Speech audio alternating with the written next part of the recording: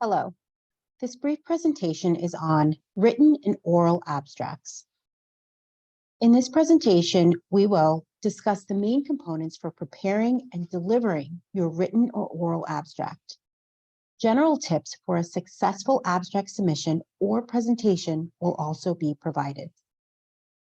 What is an abstract?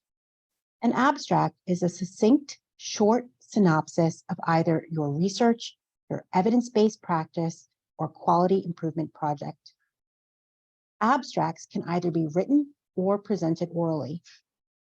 Both formats allow the reader to understand why and how you did the study, as well as what your main findings were.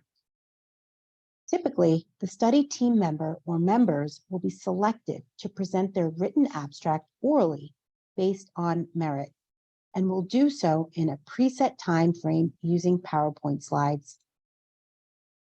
Written abstracts are submitted to a specific professional organization. The abstracts should follow the format according to that organization's instructions prior to submission. All abstracts do, however, follow a standard format, such as describing the purpose of the study, the hypothesis or objective of the study, the methods or approach for conducting the study, results, outcomes, and relevance, or implications for nursing practice. Before submitting your abstract, be sure to read the email and guidelines thoroughly. You must follow the word limit, the recommended organization of the abstract, and the due date. Not following these guidelines will risk your abstract being rejected. If you are presenting an abstract orally, first, congratulations. This is a great achievement. You want to organize your presentation as follows. First is your title page, which is one slide and will have your name, your affiliation with the logo, and the date. The next slide is your conflict of interest disclosure. This is one slide and may state something like, I have no financial disclosures to report. Next is your background and introduction slide. Depending on the time frame you were given to present, this usually is 1 to 2 slides. You want to remember to start your presentation with a big statement, usually the significance of the problem. For example, hypertension is the leading risk factor for morbidity and mortality in the world. This is a significant statement that sets the stage for your presentation. The significance is a broad statement, and this is followed by a few statements about the specific problem about hypertension, for example, that you have studied. For example, adherence to clinical guidelines for the treatment of hypertension is suboptimal. The statement describes what it is about hypertension that you have focused on. The next slide is your objective or specific aims. What are your specific questions you will answer?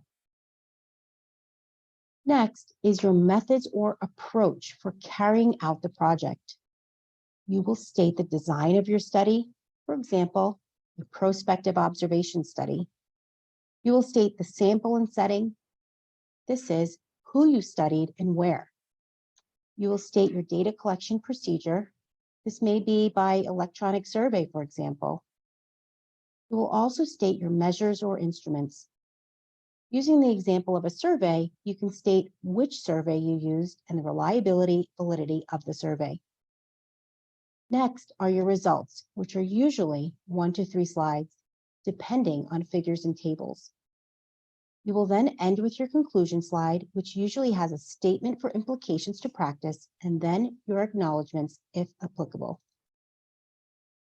There are some general tips, however, for presenting your abstract orally. Do not go over time. If guidelines state present for 15 minutes, you should not present for more than that. You can be sure you are on target by practicing your presentation several times. Practicing will also help you become familiar with the content and avoid simply reading the slides. Be sure to not have your slides too congested with text. A good rule of thumb is to have about 6 to 8 lines of text per slide. You should be consistent with your font size and style, consistent with the bullet size and look.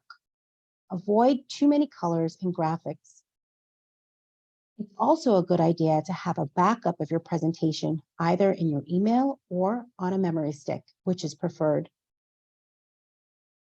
More general tips. You do not want to include data on your slides that you are not going to talk about. A tip is that you can keep this information and use them as bonus slides. The bonus slides will go after your last slide of your presentation. Bonus slides are great for responding to questions. For responding to questions, good practice is to first repeat the question to be sure you understood correctly. If you don't know the answer, do not worry. This may happen. You can simply say, "That is a great question. I do not know the answer to that, but it is something I can discuss with the study team." You want to acknowledge the usefulness of the recommendations. Lastly, plan ahead. You should know where to go, at what time you are presenting, and what room and for how long. Also, dress professionally. My last tip is stay proud of your work. You know this content the best, so remember that. Be open to suggestions to improve your work. And lastly, be honored to have been invited to present your work. Congratulations. Thank you.